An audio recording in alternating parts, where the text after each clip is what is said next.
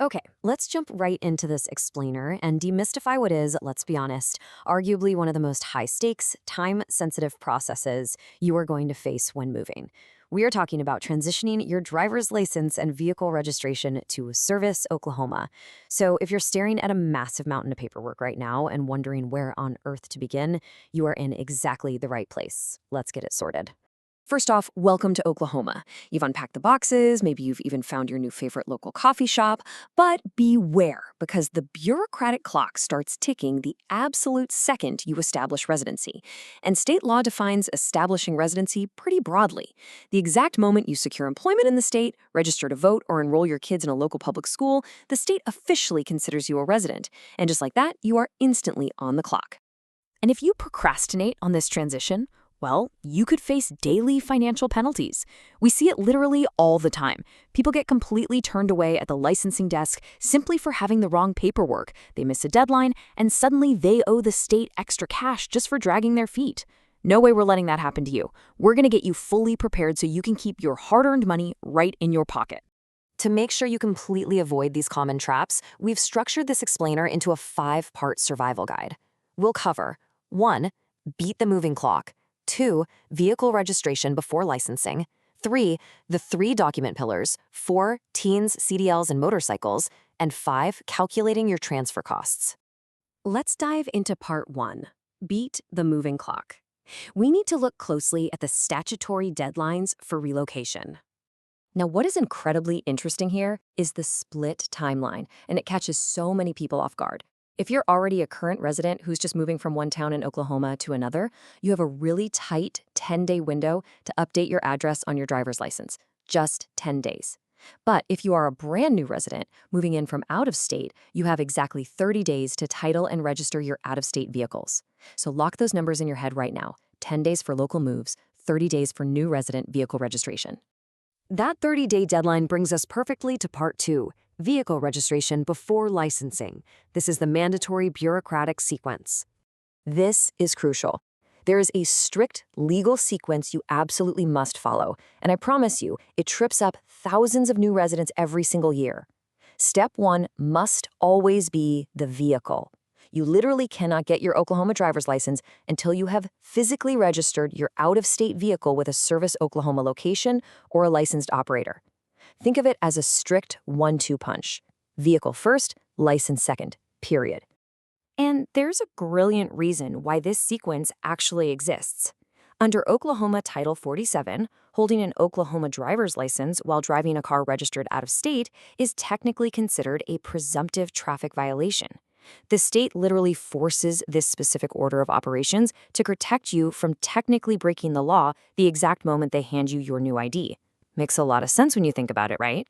Now, while you're busy registering that vehicle, watch out for bureaucratic traps known as holds. First up is a dock hold.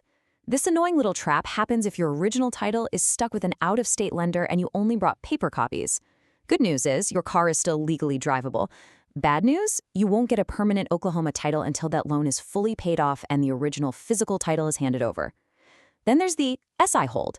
This happens if your vehicle isn't physically present for the mandatory $4 VIN inspection. Super easy to fix, though. Just drive the car to a licensed operator for an in-person verification. All right, assuming you've got the car all sorted out, you are finally ready for your license. Let's look at part 3, the 3 document pillars. This covers physical proof aligned with real ID. Oklahoma uses a very rigid 3-pillar verification framework, heavily aligned with federal real ID standards. Pillar 1, identity and lawful presence. You must establish this using certified original documents. Let me be super clear on this. Absolutely no photocopies or even notarized copies are allowed. Bring the original birth certificate or your passport. Pillar 2, Social Security. Surprisingly enough, you don't actually need the physical card in your hand, but you absolutely must know the exact 9-digit number. Pillar 3, and this is a massive one, legal name changes. If your current name is different from what's on your birth certificate, you need an unbroken chain of legal documents, like marriage certificates or divorce decrees. A single missing link in that chain? Instant rejection. The very last piece of the document puzzle is proving your residency. Now, a standard driver's license only needs one single proof of residency. But if you are going for a real ID compliant license, you require 2 distinct proofs from specific categories. Category A covers monthly statements, like your utility bills, and these must be dated within the last 60 days. Category B includes annual records, like your tax returns from the last calendar year. And Category C covers active agreements, like a current valid lease or mortgage. Pay super close attention to those timeframes, folks. An old utility bill from 6 months ago is not going to cut it. So we've completely covered the standard transition. But what if your situation is a little more specialized? Let's branch out into Part 4, Teens, CDLs, and Motorcycles, navigating specific license endorsements. Got a teen driver you're bringing into Oklahoma's graduated driver license program? The state actually offers something called time transfer credit for out-of-state permits. But here's the catch. It heavily favors teens who have completed an approved driver education course. If they have driver's ed, they get full credit from the exact day their out-of-state permit was issued. Without it, the clock only starts ticking from their 16th birthday, completely ignoring any driving they did before that. Oh, and a quick but vital note. All teens under 18 absolutely must complete the free online Oklahoma Work Zone Safe course before taking their test. Commercial drivers pay close attention to this next detail. If your out-of-state CDL is currently valid, it transfers relatively easily with just a quick vision test. But, and this is a huge but, if your CDL is expired, even by a single day, you cannot bypass testing. You are forced to undergo a total restart of the permit and skills test process. On top of that, hazardous materials endorsements never transfer automatically. You'll have to take a brand new written test in Oklahoma and undergo a fresh TSA background check. Finally, make absolutely sure your FMCSA medical self-certification is electronically submitted. Paper medical cards are a no-go at the transfer desk. Motorcyclists, your path is quite a bit smoother. You can usually transfer a valid out-of-state M or L endorsement with just a standard vision test. However, if you are starting fresh and want to add an endorsement, you're generally facing both a written and practical skills test. But there's a cheat code here. Taking an approved Motorcycle Safety Foundation, or MSF course, is your absolute best shortcut. Handing them that completion card completely waives the written and practical exams. And hey, if your rider is between 14 and 18 years old, that MSF course isn't just a shortcut, it's strictly mandatory. Let's move right along to our final critical stage. Part 5. Calculating your transfer costs. Let's budget for the bureaucracy. Let's start with the vehicle, since as we know by now, you have to do that first anyway.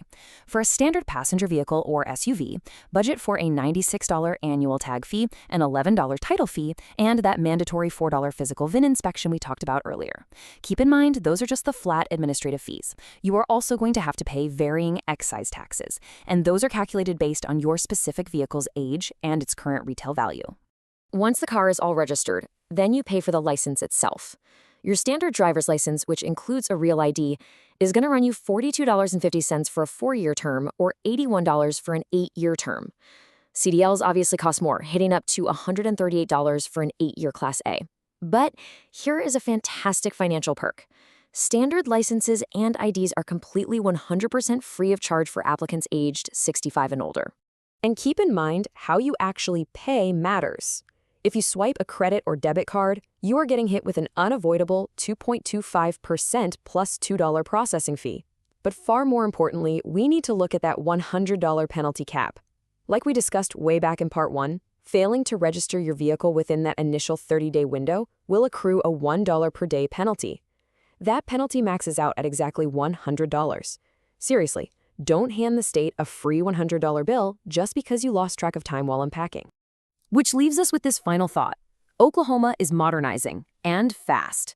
By July 2025, the state is shifting over to an entirely default electronic, paperless title system.